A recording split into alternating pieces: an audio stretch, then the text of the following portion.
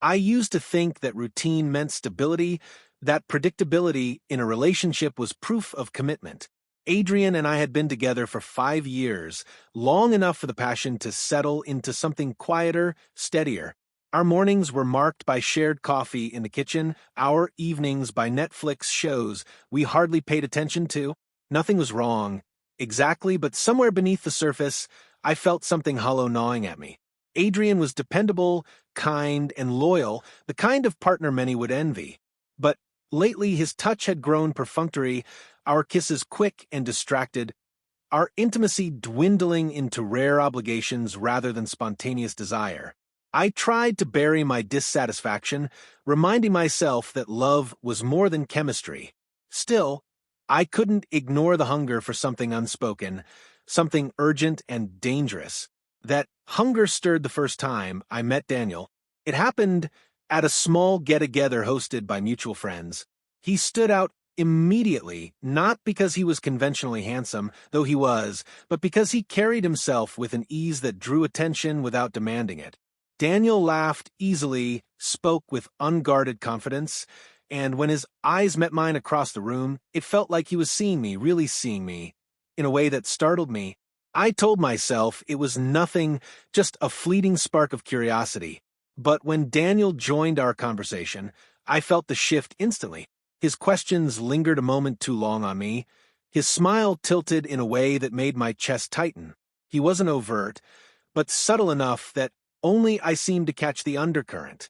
Over the next few weeks, Daniel and I crossed paths more often.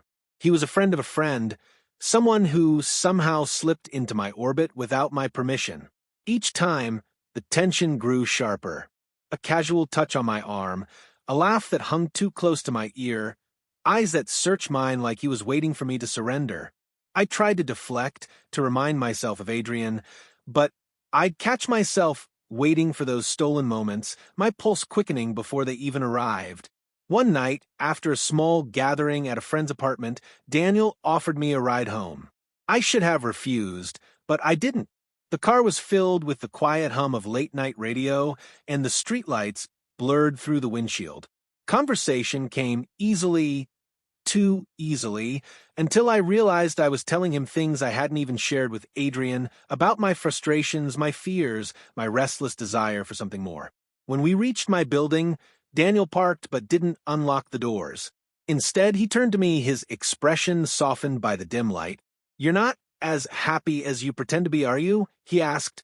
The words cut through me, because they were true. For a moment, I couldn't speak. His gaze didn't waver, and I felt the air between us thicken, charged with possibility. My throat tightened as I forced myself to answer. "Daniel," I whispered, "I can't do this. I'm with Adrian.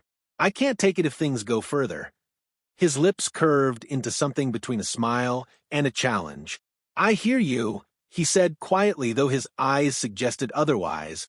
I pushed the door open and stepped into the cool night air before I lost control, leaving him behind with my pulse still racing. Walking up to my apartment, I tried to convince myself that warning him had drawn a line he wouldn't dare cross. But even as I slipped into bed beside Adrian, who stirred briefly and draped an arm around me in his sleep, I couldn't shake the image of Daniel's eyes, the way they had locked onto mine as if he'd already made up his mind. Lying there in the dark, Adrian's steady breathing in my ear, I realized something unsettling. The warning I had given Daniel wasn't just for him. It was for me too, and I wasn't sure I was strong enough to obey it. After that night in Daniel's car, I thought distance would dissolve temptation. I convinced myself that avoiding him would keep my loyalty intact, that silence could smother the heat building between us. But fate, or perhaps something darker, kept arranging encounters I couldn't refuse. At first, they were accidental. A dinner with mutual friends. A casual drop-by at a gathering Adrian couldn't attend. Each time, Daniel was there, and each time, I felt my defenses crack a little more. He had a way of speaking directly to me, even in a crowded room, his eyes stripping away the noise until it felt like we were the only two people alive. It didn't help that Adrian had grown more distracted with work. Nights were spent hunched over his laptop, weekends filled with calls he couldn't ignore. When I tried to initiate closeness, he brushed me off with a tired kiss or a promise of later. Later rarely came. My longing deepened into something raw, a hollow ache that Daniel seemed to notice every time we met. The more I tried to suppress it, the more relentless Daniel became. Not pushy, but steady, as though he was waiting for me to surrender. Late at night, he began sending small messages. A teasing joke, a memory from a conversation we'd had, a picture of something mundane paired with a line that made it intimate. I told myself not to reply, but I always did. Each message chipped away at my restraint until texting him felt as natural as breathing. Then came the night that everything changed. It was a friend's birthday, a small gathering in a loft apartment filled with too much music and not enough space. Adrian had an early meeting the next morning, so I went alone. Daniel was there, of course, leaning casually against the kitchen counter with a drink in hand, as if he'd been waiting for me all along. We talked, laughed, hovered dangerously close. The music, the dim lights, the haze of alcohol, all of it blurred into a heady mix that stripped me of caution. At one point, he leaned down to speak into my ear, his breath grazing my skin. "You're fighting a battle you've already lost," he whispered. I froze, a shiver running through me. He wasn't wrong, and we both knew it. Later that night, when most guests had trickled out, Daniel offered to walk me home. I should have said no. Instead, I found myself beside him again, steps falling into rhythm, silence heavy with anticipation. When we reached my building, I paused at the door, torn between retreat and surrender. "I told you," I said, my voice barely steady. "I can't take this. Adrian, he trusts me. I warned you already." Daniel's eyes searched mine, unflinching. "And I told you," he murmured, "sometimes you have to stop thinking and start feeling." The words broke something inside me. Before I could resist, his lips were on mine, firm, unyielding, hungry. I wanted to pull away, to push him back, but my body betrayed me. The kiss deepened, my hands gripping his shoulders as if I'd been waiting for this moment all along. We stumbled inside, the world narrowing to shadows and heat. Every warning I had given vanished beneath the weight of desire. His touch was insistent, his confidence unwavering, and though I whispered again, "I can't, I shouldn't," he didn't stop. Instead, he pressed closer, silencing my protest with the undeniable truth of my own surrender. When the final boundary shattered, I felt both consumed and condemned. It was everything I had feared and everything I had secretly craved. My body trembled, caught between ecstasy and shame, the rush of betrayal coursing through me like fire. Afterward, silence swallowed us. I sat on the edge of the bed, breath unsteady, guilt already gnawing at me. Daniel reached out, touching my arm gently. "This was inevitable," he said softly, as though it were fact, not choice. But as I gathered myself and slipped back into the night, I knew it was a choice I had made in full knowledge of its cost. When I crept into bed beside Adrian, he stirred and pulled me close without question, his trust as intact as my own conscience was fractured.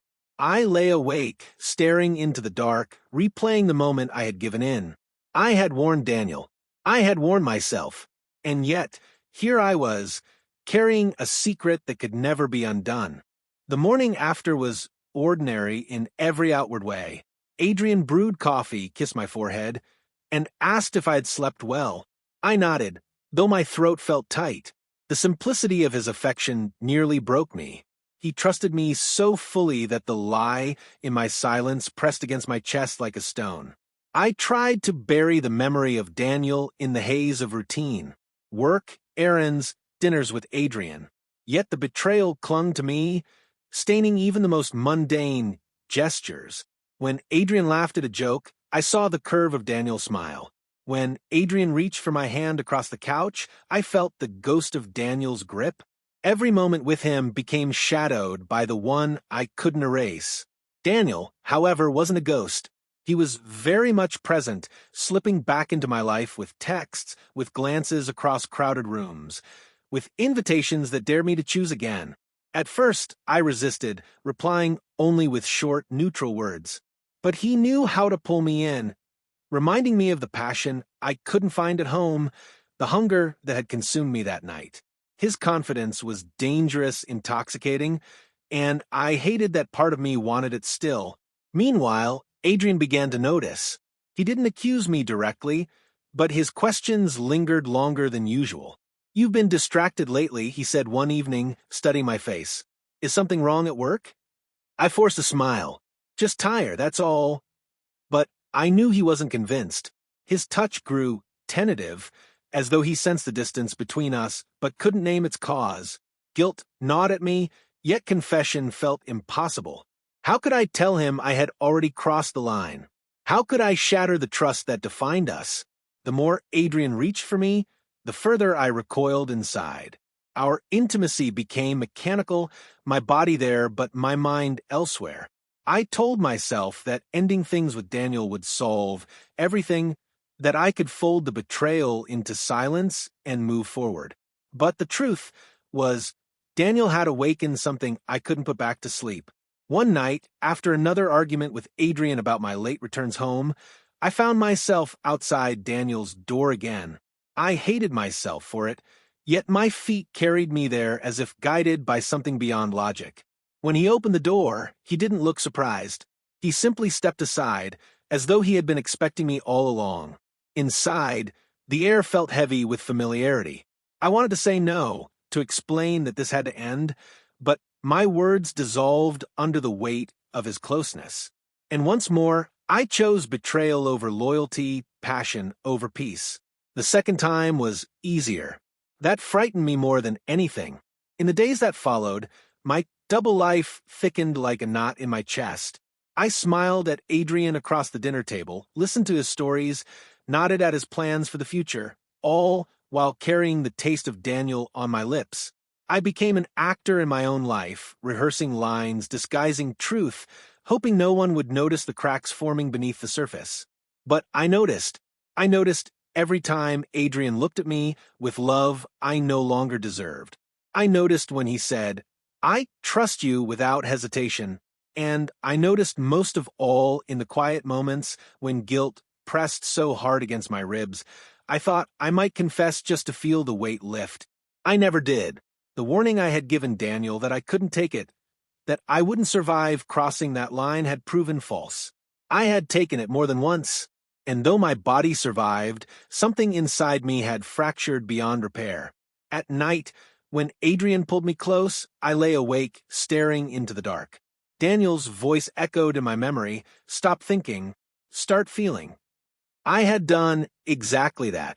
And now I was trapped in a prison of my own making, one kiss away from ruin, one truth away from losing everything. The story wasn't over. It couldn't be. It had only just begun, and I no longer knew where it would end. The longer I carried the secret, the heavier it became. At first, I thought I could compartmentalize Adrian in the daylight, Daniel in the shadows, but life has a way of pulling threads until the fabric unravels, and I began to see the unraveling in everything I did. Adrian noticed it too. His patience, once unshakable, began to fray. He asked why I was spending more nights out, why my phone seemed glued to my hand. I gave excuses, work running late, errands, exhaustion. He wanted to believe me. I could tell, but doubt flickered in his eyes. With Daniel, there was no doubt, no hesitation. He was direct, unapologetic, and his certainty made me reckless. He texted when he knew I was with Adrian, short messages that burned through me, thinking of last time. "When can I see you again?" I should have ignored them, but instead I stared at them too long, heart racing, before deleting the evidence.